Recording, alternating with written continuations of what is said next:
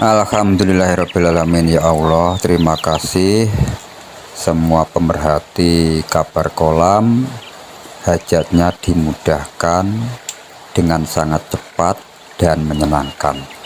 Assalamualaikum warahmatullahi wabarakatuh. Tak lupa selalu itu yang saya doakan di setiap saat.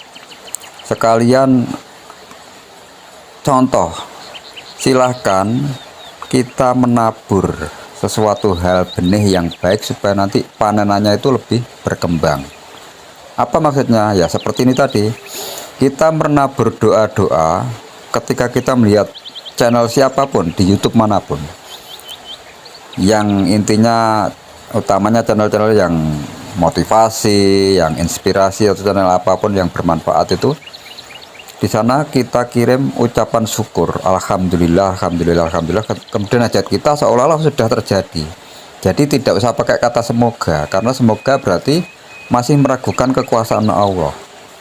Gitu ya. Jadi misalkan alhamdulillah panenan saya sudah istilahnya berhasil 10 kali lipat dibanding panenan kemarin, misalkan yang petani atau perkebunan itu ya, atau apalah, intinya yang baik-baik saja. Kemudian ketika itu dibaca pemirsa yang lain kan dapat amin dari yang lain, yang amin juga dapat semacam menabur benih kebaikan karena ikut mendoakan. Nah itu nanti ketika kita mendoakan itu dengan sepenuh hati, dengan rasa yang sangat senang, maka alam semesta ibarat cermin itu akan memantulkan kembali ekspresi senang kita ke kita. Kita akan dikirim hal-hal yang menyenangkan. Gitu ya. Oke, assalamualaikum warahmatullahi wabarakatuh. Saya ulangi, kenapa ini maknanya luar biasa teman-teman. Jadi assalamualaikum itu artinya selamat untuk kalian semuanya. Warahmatullah dan kegembiraan dari Allah senantiasa, semoga atau senantiasa pasti kalian dapatkan, wabarakatuh, dan kebaikan selalu kalian dapatkan. Cekak cukup ya, atau singkatnya, ketika assalamualaikum warahmatullahi wabarakatuh kita ucap, kita khususkan ke siapapun, itu artinya kita sedang mendoakan, atau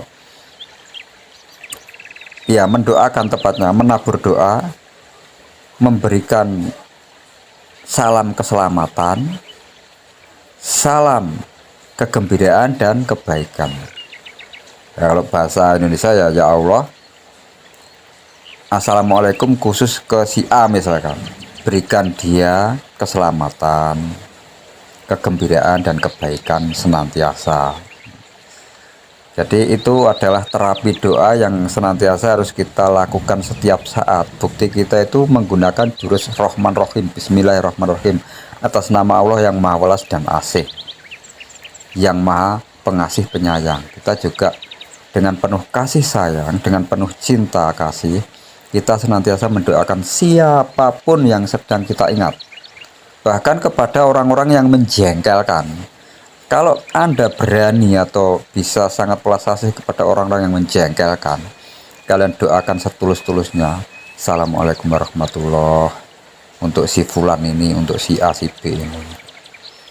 Ya Allah, selamatkan dia, berikan dia kegembiraan dan kebaikan senantiasa. Itu selalu kita ucap berulang-ulang. Nanti dawamkan, istiqomahkan dari sekarang. Hitunglah, kalau enggak 3 hari ya seminggu.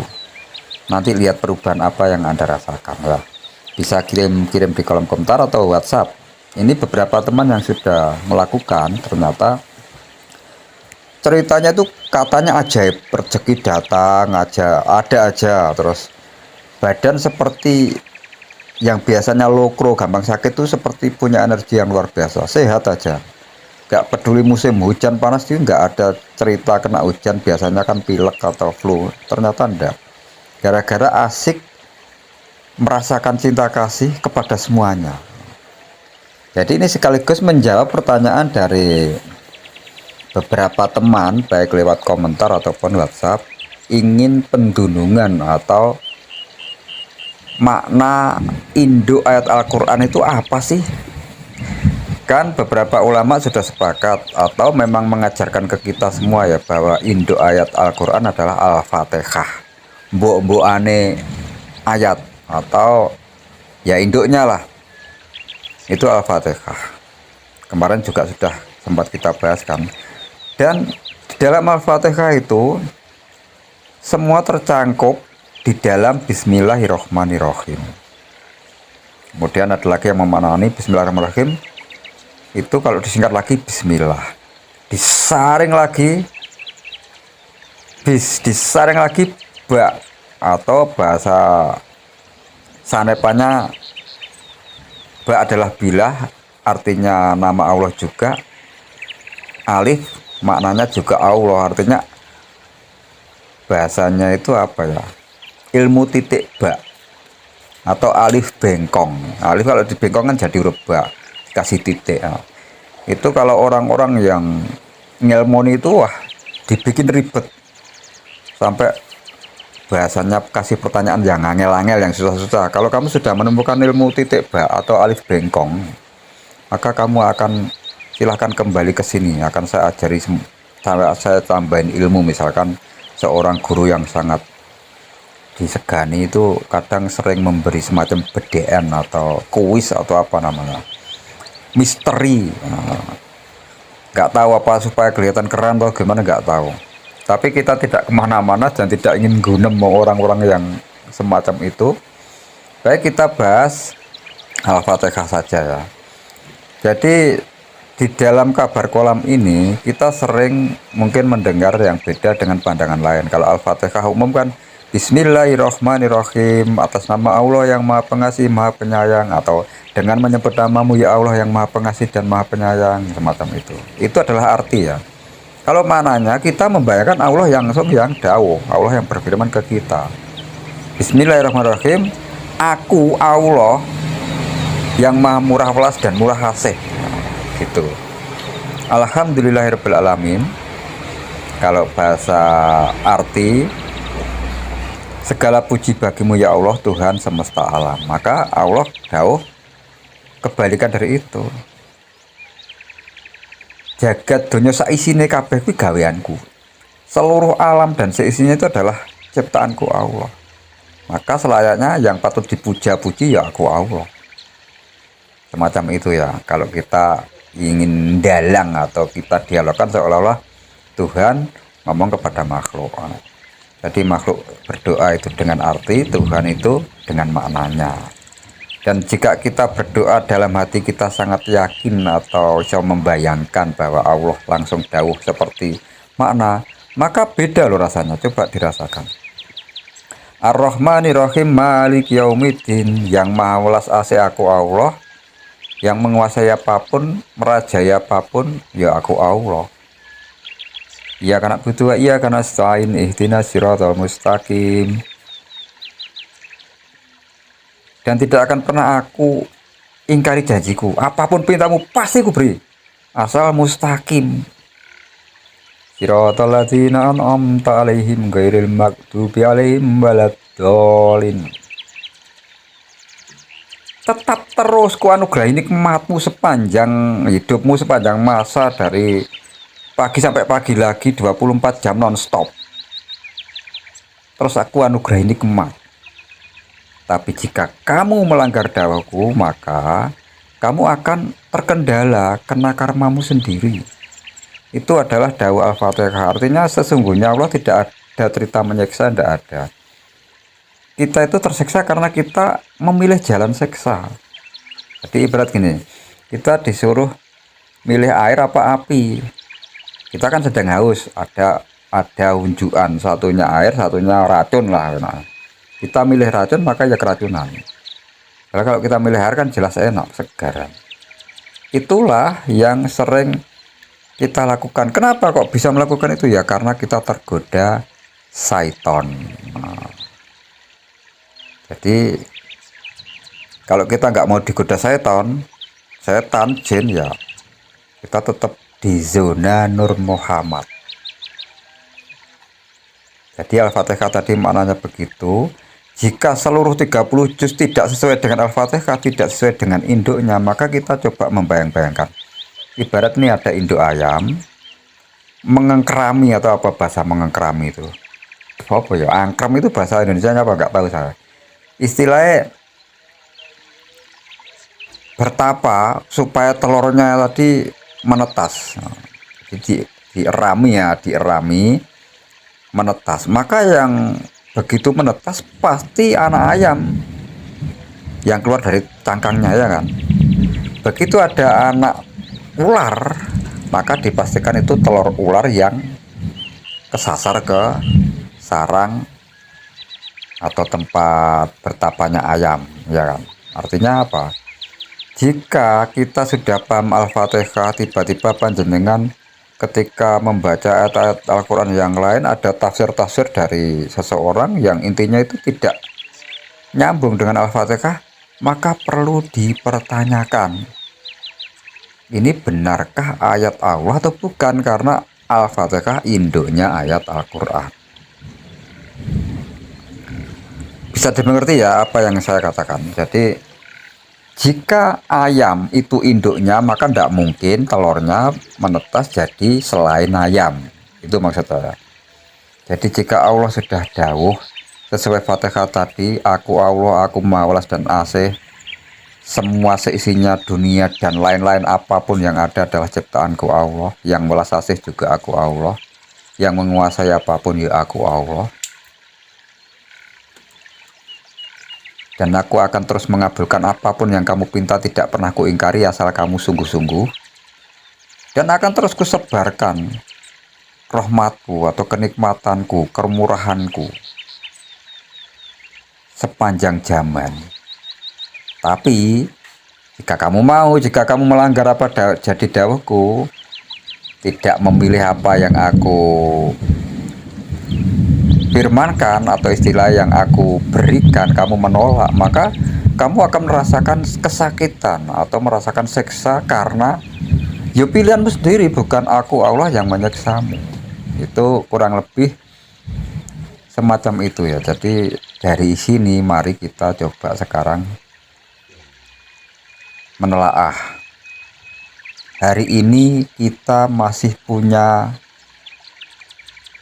hutang berapa, atau kepada siapa. Namanya hutang kan tidak melulu uang ya, bisa jadi hutang janji,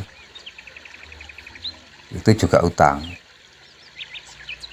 Hutang pada diri sendiri, ujar saya kalau sukses anak saya lulus saya akan membelikan dia apa, itu ujar juga hutang. Atau hutang uang juga hutang. Artinya perhatikan, yang hari ini masih punya hutang, atau yang hari ini keuangannya masih seret, yang hari ini badannya sakit-sakitan, yang hari ini intinya tidak enak lah, maka sesungguhnya itu bukan Allah yang menyiksa Anda, itu pilihan Anda. Ibarat gini, kalau petunjuk Allah, jangan lurus, beloklah ke kanan. Kalau lurus nanti kamu masuk jurang misalkan. Terus kita ngayal ngelurus, maka masuk jurang misalkan gitu. Jadi yang salah yang diberitahu ndak manut. Allah kan gampang. Di dalam Al-Quran kita coba satu ayat lagi ya.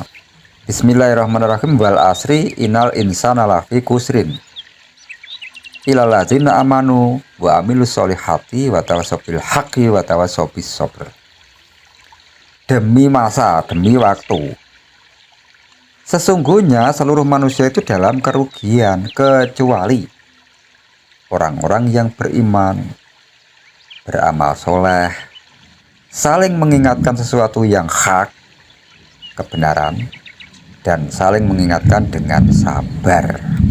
Hanya itu. Jadi hanya pokoknya 4 itu hal yang selamat, yang tidak rugi. Sekarang kita bedah, orang yang beriman ini seperti apa sih? Otomatis kan yang rosotan kena wah toh, perasaannya tidak pernah goyah, madep-madep, jumeneng Gusti Allah, atau mantap sekali hanya kepada Gusti Allah, kepada Allah. Jadi kalau kita berjalan itu kemanapun lillahi ta'ala tujuan kita, itu adalah beriman. Jika beriman Al-Fatihah kita tadi petik atau kita sari atau kita saring Bismillahirrahmanirrahim, maka perwujudan iman kita adalah mewujudkan Ar-Rahman Ar-Rahim, welas asih. Sekarang ayo kita tengok di dalam dada masing-masing, di dalam diri masing-masing, masihkah hari ini ada kebencian di dalam hati kita? Jika masih, berarti Rahman Rahim kita sedang tercapai, sedang terganggu setan yang lewat pikiran dan perasaan kita, istilahnya mengkesroh atau apa ya, meneror supaya kita itu mengeluh, supaya kita itu tidak bersyukur, supaya kita itu membenci, dendam, marah, kecewa, ketakutan, kecemasan, dan lain-lain, yang intinya membuat energi kita itu jadi sampah emosi atau energi yang tidak bermanfaat, yang tidak penting, bahkan bisa merusak tubuh. Yuk kita perhatikan ya, apakah hari ini kita sudah welas asih dalam ngomong kepada orang tua, bicara kepada anak yang lebih muda, bicara kepada yang sederajat usianya. Apakah kita sudah welas asih? Kita harus rasakan itu. Welas asih dalam bahasa gaul bisa kita namakan cinta. Apakah kita sudah mencintai pekerjaan kita? Apakah kita sudah mencintai aktivitas kita, mencintai nganggur kita, mencintai penyakit kita jika perlu, mencintai apa lagi? Nah, ini banyak yang komplain kalau kata-kata penyakit kok dicintai. Karena gini loh, maksud saya mencintai penyakit itu, jika kita sakit, kita tidak di zona Rahman Rahim, tidak mau menerima kita sakit. Wong sudah terjadi loh, Rito ndak Rito sudah terjadi. Mending nerimo kan, kita terima dengan ikhlas dan pasrah. Itulah bukti kita mencintai apapun yang sudah diizinkan terjadi, gitu loh. Jadi bukan apa ya namanya, bukan artinya bersyukur itu hanya saat kita sesuai keinginan. Misalkan kita inginnya itu dapat nilai dalam sekolah ulangan, dapat nilai A, ternyata dapat B+, maka kita tidak bahagia atau tidak mencintai nilai kita. Kita merasa sengsara sekali, malu dan lain-lain. Nah, itu namanya Rahman Rahim kita sudah berkurang, tidak kita jalankan. Atau kita punya anak yang omongannya wangel, dikasih tahu itu nguayalan. Akhirnya kita sebagai orang tua yang merasa harus mendidik anak, kita dengan marah-marah, anak harus kita tekan, harus manut, harus nurut. Kalau tidak, haram hukumnya, boleh dikaploki, boleh dihajar. Nah, berarti Rahman Rahim kita dipertanyakan. Karena tidak ada ajaran Nabi selesaikan masalah dengan marah-marah, tidak ada. Terus tadi sudah kita cuplek bahwa di dalam demi masa tadi, sesungguhnya semua manusia dalam kerugian itu kecuali orang-orang yang beriman, beramal soleh, saling mengingatkan hal yang benar, saling mengingatkan dengan sabar, jadi tidak dengan marah-marah. Coba kita perhatikan, orang kalau marah-marah itu meskipun dekat sekali, dia teriak kenceng-kenceng luar biasa. Padahal yang kita marah ya deket loh, kenapa harus teriak-teriak? Padahal ngomong lirik kan dengar. Nah, ini karena hakikatnya orang marah itu sudah hatinya merasa jauh sampai harus membutuhkan teriakan yang luar biasa. Beda kalau hati dekat. Kalau kita saling mencintai meskipun jauh, kita mendoakan, kita ingat, kita doakan penuh welas asih. Ada getaran energi yang sangat menyenangkan dan menyegarkan. Ngomong juga gitu. Kalau ngomong kita itu dengan hati, yang menerima itu loh enak. Tapi kalau dengan sinis atau sentimen, meskipun kita ngomongnya kalem, ya menyakitkan. Pernah ya istilah Mungkin di antara saudara pasti pernah mendengar suara orang itu santai ngalem, tapi nyelekit atau membuat hati kita sakit. Ada yang ngomongnya belak-belakan, bengak-bengok, tapi karena dia bicara dengan hati, tidak ada maksud menyinggung, kita enjoy aja. Pernah ya semacam itu. Nah, itulah namanya getaran energi positif dan negatif. Kita sebenarnya semua bisa merasa. Kembali ke makna induk ayat Al-Quran. Jadi mari kita coba selami lagi, diulang-ulang lagi makna Al-Fatihah. Jika Anda bisa memahami dan menjalaninya, mewujudkan dalam kehidupan, maka 30 juz itulah katam atau seperti Al-Quran berjalan. Tuh, berarti enak dong Om, gak usah repot-repot mengkatamkan Al-Quran. Ya monggo dikatamkan boleh, cuma gini loh. Pertanyaannya kan induk Al-Quran itu apa, maknanya apa, kepentingannya apa kan gitu.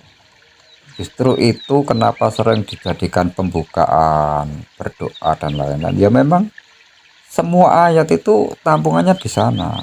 Kalau menurut kakek saya dulu cerita gini.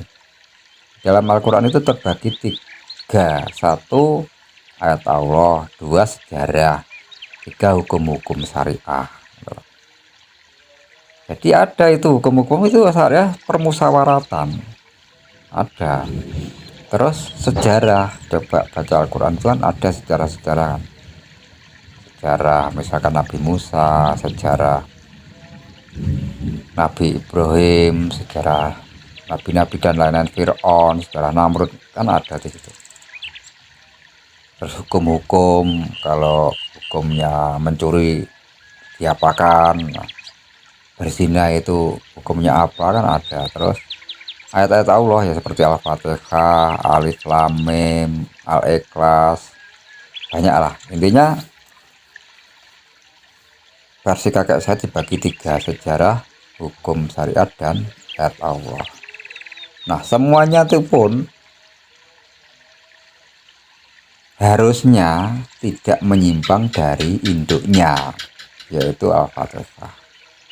Makanya ketika di dalam Al-Fatihah itu ada sifat Allah itu Rahman Rahim, maka saya mengatakan mustahil Allah Maha menyiksa. Gitu. Karena ada sifat mustahil Allah kan. Jika Allah Maha mendengar, mustahil Allah tuli. Jika Allah Maha melihat, mustahil Allah buta. Jika Allah Maha welas asih, mustahil Allah menyiksa. Tapi beberapa teman gak sepakat dengan ini. Ya ndak apa-apa. Karena itu yang saya rasakan. Ketika saya sedang sakit, pasti salah saya. Ketika saya menyadari dan mau bersyukur kembali, sembuh kok. Bahkan beberapa teman yang kena penyakit ganas, yang tumor, yang kanker, yang kelumpuhan, dan macam-macam, ketika sudah bisa menerima dengan tulus, ikhlas, dan pasrah ke Allah, kembali bersyukur apapun yang terjadi, sedang terjadi, akan terjadi, dia memutuskan menerima dengan ikhlas dan pasrah kepada Allah. Hanya mengetuk-ngetuk titik meridian lihat ilmu tapping, penyakit-penyakitnya sembuh. Artinya setan menjauh karena kita tidak mau mengeluh. Setan tuh perintahnya hanya satu kok. Kita disuruh stop bersyukur, jadi disuruh mengeluh. Nah, rentetan mengeluh kan nanti banyak kalau kita jabarkan. Contoh ya, kita kemarin membahas dawen, wawan, open, panas, dan jadi sifat 4 yang bertolak belakang dengan nafsu mutmainah, sofiyah, halwa, amarah. Kalau nafsu mutmainah adalah eling dawa Allah, ingat kepada firman Allah. Sofiyah punya akal, digunakan untuk berpikir supaya dapat hidayah dari Allah. Alwamah punya keinginan, keinginannya itu juga jelas ke arah Nur Muhammad sehingga ingin berbuat kebaikan, ingin hal yang baik-baik. Amarah adalah eksekusi, itu mandang gawe atau berani mentalan, tega menggerakkan tubuh untuk berbuat yang baik-baik, tidak malas-malasan.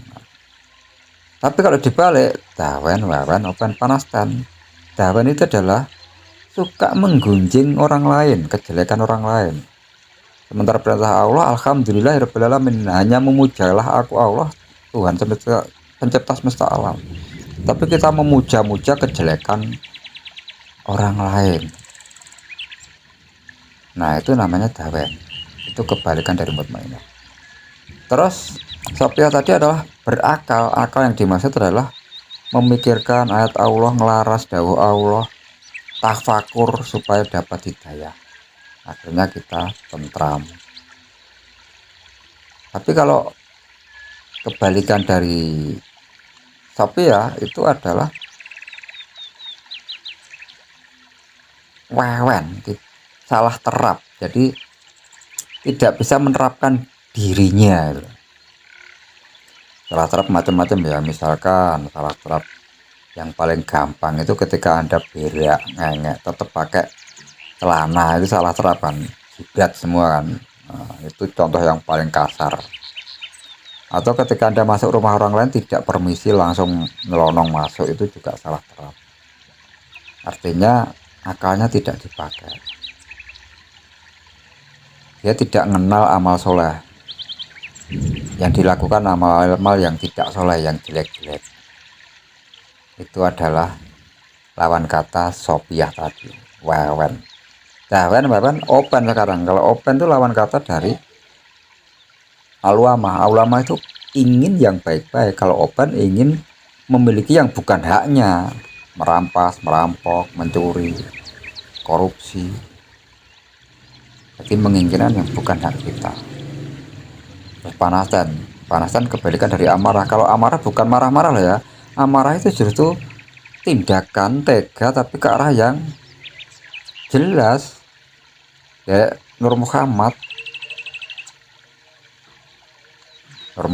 tuh kalau dibahasakan ya cahaya mulia atau semesta kemuliaan lah kalau saya mengatakan. Kenapa saya katakan semesta kemuliaan? Karena ya luas tanpa batas. Namanya mulia itu ya berkelimpahan tanpa batas, berkelimpahan cinta tanpa batas, berkelimpahan hidup terus-menerus tanpa batas, berkelimpahan sehat tanpa batas, kaya tanpa batas, rezeki dari berbagai arah dan berbagai bentuk tanpa batas, berlimpah keberuntungan yang terus-menerus tanpa batas. Itu adalah semesta kemuliaan dalam bahasa Indonesia. Kalau saya mengatakan bahasa Islami, kita adalah Nur Muhammad.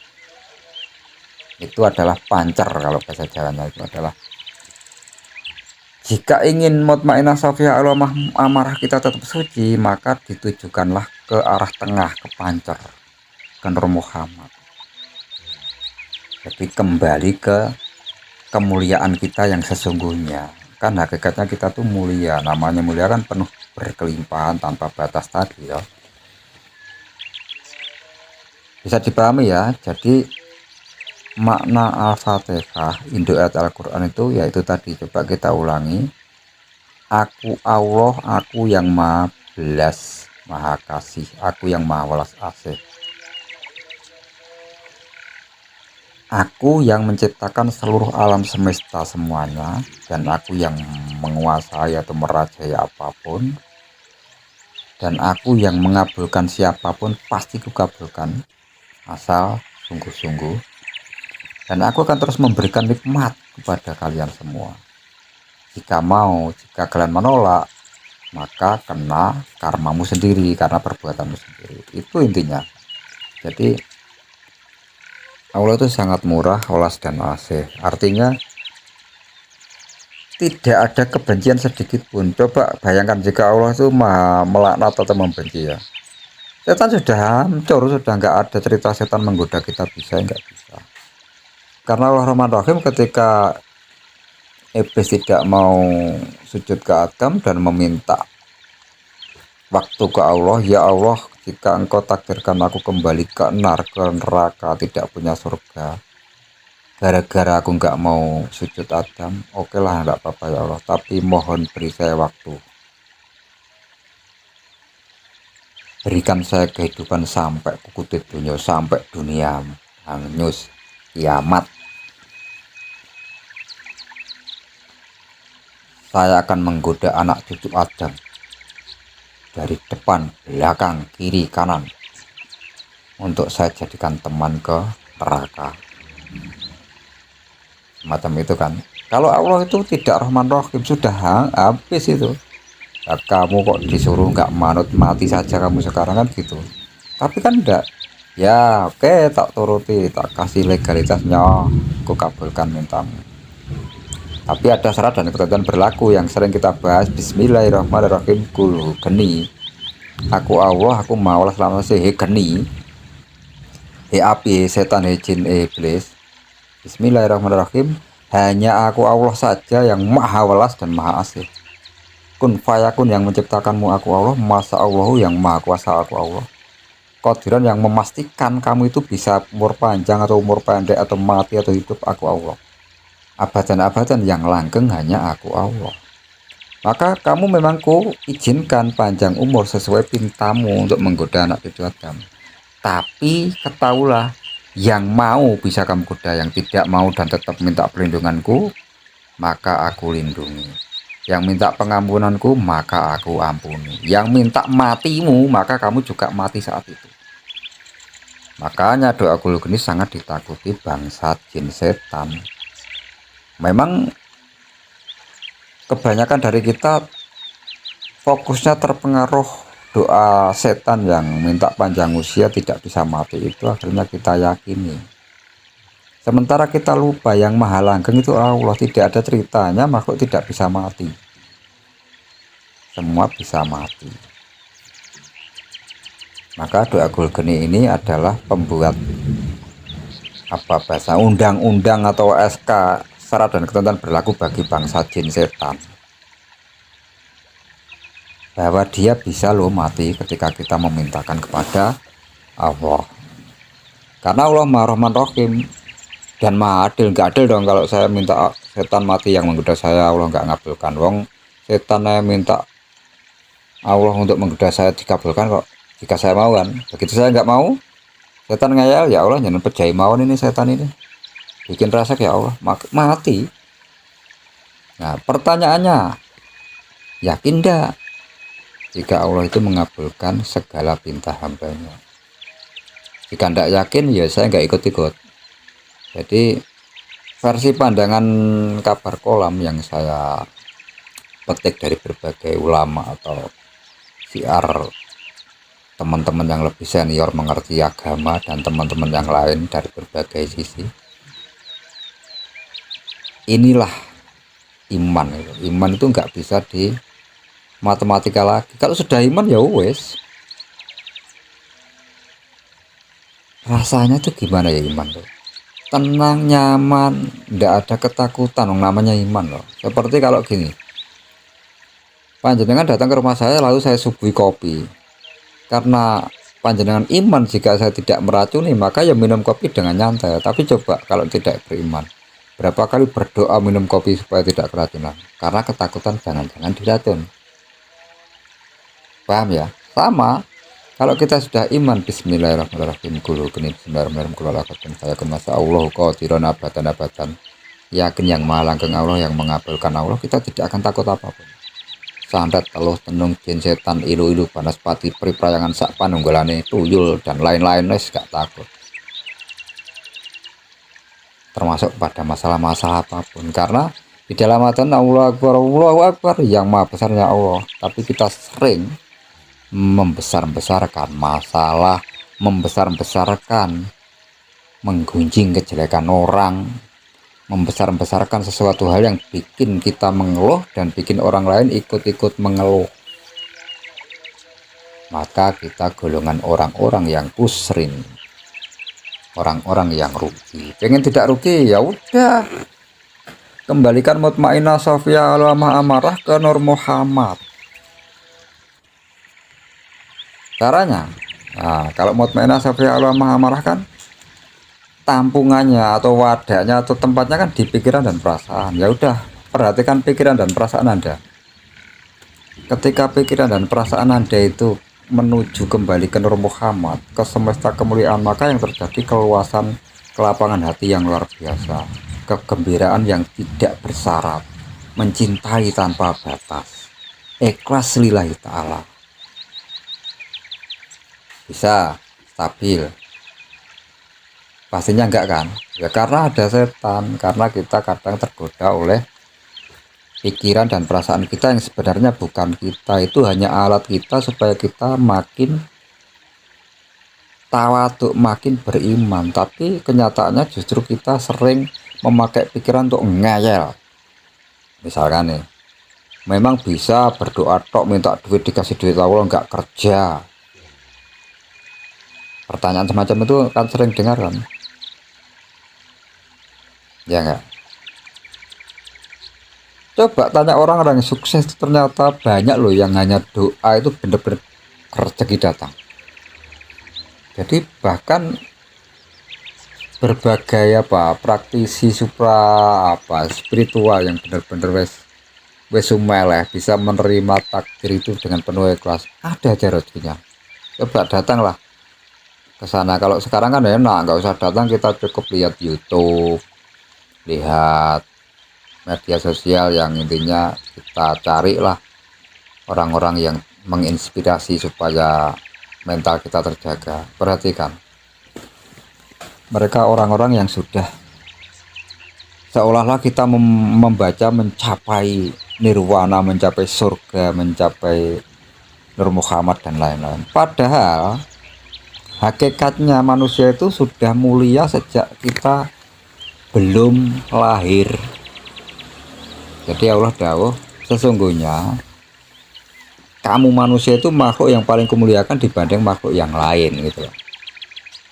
Tapi kenyataannya kita itu tidak merasa mulia, bahkan ada yang sering sakit-sakitan, ada yang gampang marah, sesak napas, batuk-batuk, dan macam-macam lah. Kenapa demikian? Karena kita medal keluar dari Nur Muhammad. Dari itu ya sesekali kita terapi doa lah, doa yang langsung bahasa kita. Misalkan di dalam doa pelepasan emosi kan pernah saya ungkap, tapi sekarang kita lebih ke arah agama Islam. Versi doanya itu lebih ke penerjemahan alif lam mim. Jadi alif dan mim itu tidak akan pernah pisah, karena Nur Muhammad adalah rosotan kenaneng Allah, perasaan yang tidak pernah goyah kepada Allah. Artinya selalu nyambung alif dan mim. Ini nggak usah kita pertanyakan, jelas kita jadikan sandaran atau patokan kita, standby atau tetap di sana di alif dan mim. Nah, lamnya adalah nafsu kita. Mutmainah safiyah alama amarah, letaknya di mana? Di dalam tampungan pikiran dan perasaan kita. Coba ketika Anda ingat mutmainah, kan adanya di pikiran atau ingat itu, dan Anda juga merasakan sedang ingat, artinya di dua tempat itu. Terus berakal, akal kan adanya di pikiran juga, dan rasanya kalau kita berakal kan ada juga di hati, enggak bener kan? Terus keinginan kan juga di gara-gara panca indera kita berfungsi. Pernah mendengar ini akhirnya ingin ini, pernah melihat itu akhirnya menginginkan itu, pernah merasakan manisnya gula menginginkan manisnya gula, artinya di panca indera kita. Tapi yang merasakan ingin tadi kan juga ada di hati dan pikiran. Kalau pikiran kita nggak jalan kan nggak ada keinginan. Dari sini mulai paham ya. Terus amarah itu kejam, tega, itu juga adanya di pikiran dan perasaan.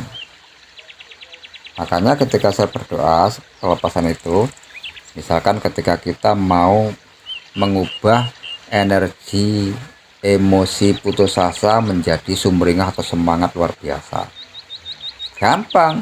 Putus asa itu, pikiran putus asa itu kita terima dulu gitu, dan perasaan usaha, terus kita ajak ke Nur Muhammad, ke semesta kemuliaan yang tanpa pintu, tanpa batas, luas banget. Coba kalau belum paham, kita coba ya, kita ulangi sejenak aja. Detik ini silahkan tenang dulu, diam sejenak, perhatikan apa yang mau saya doakan. Silahkan pejamkan mata, tarik nafas yang halus, keluarkan yang halus. Terus perhatikan ucapan doa saya.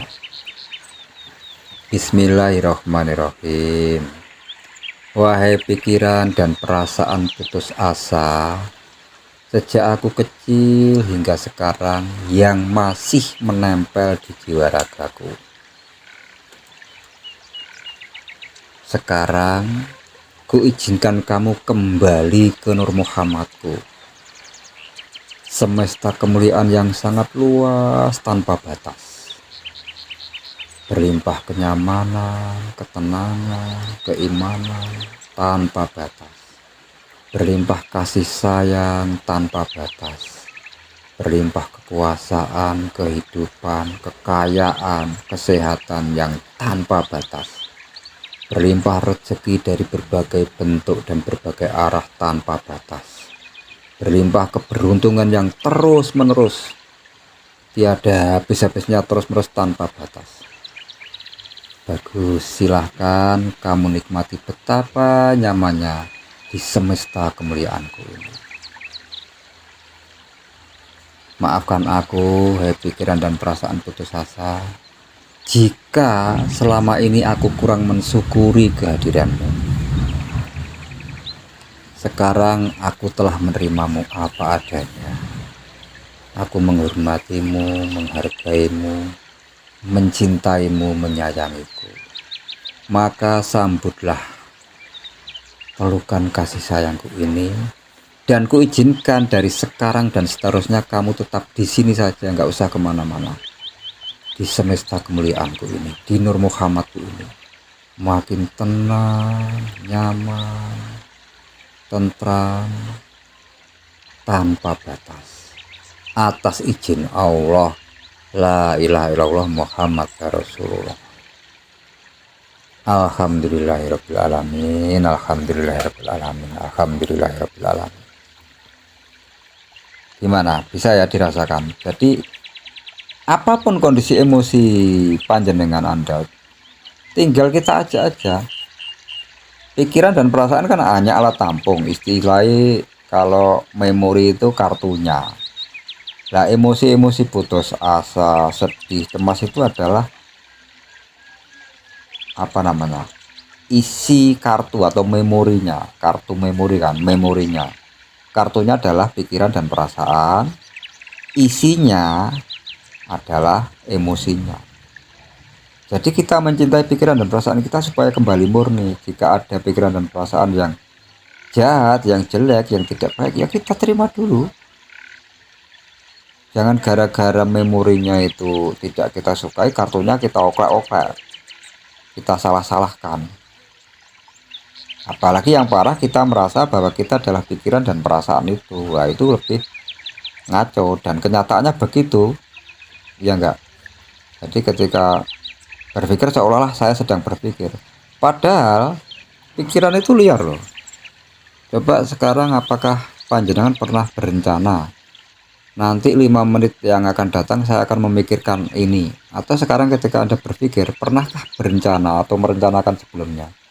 Tadi sudah saya rencanakan pikiran ini. Enggak kan? Bahkan ketika kita ditanya detak jantung kita, kedip mata kita, napas nupus kita, apakah kita merasa ikut andil atau berjasa menggerakkannya? Enggak kan? Tiba-tiba otomatis saja. Artinya ada kekuatan yang luar biasa yang menakdirkan itu terjadi. La ilaha illallah. Dalam pandangan Islam, tidak ada Tuhan kecuali Allah. Makanya ketika kita tidak bisa menerima keadaan, apapun alasan argumen Anda, otak Anda, meskipun itu diterima banyak kalanya, itu sama dengan Anda mengeluh, tidak bersyukur. Itu sama dengan Anda belum Rahman Rahim, belum jalani induk ayat Al-Quran. Maka jangan salahkan Allah ketika Anda masih nandang kasengsaran, masih menerima hal-hal yang tidak menyenangkan. Sampai di sini dulu ya. Kita nanti bisa membahas lebih lanjut. Jika perlu doa pelepasan versi alif lam mim, mungkin akan saya buatkan lagi yang versi alif lam mim. Alhamdulillahirabbil alamin ya Allah. Alhamdulillahirrahmanirrahim, Engkau telah mudahkan dan gampangkan kesuksesan dengan sangat mudah dan menyenangkan semua pemerhati channel Kabar Kolam. Wassalamualaikum warahmatullahi wabarakatuh.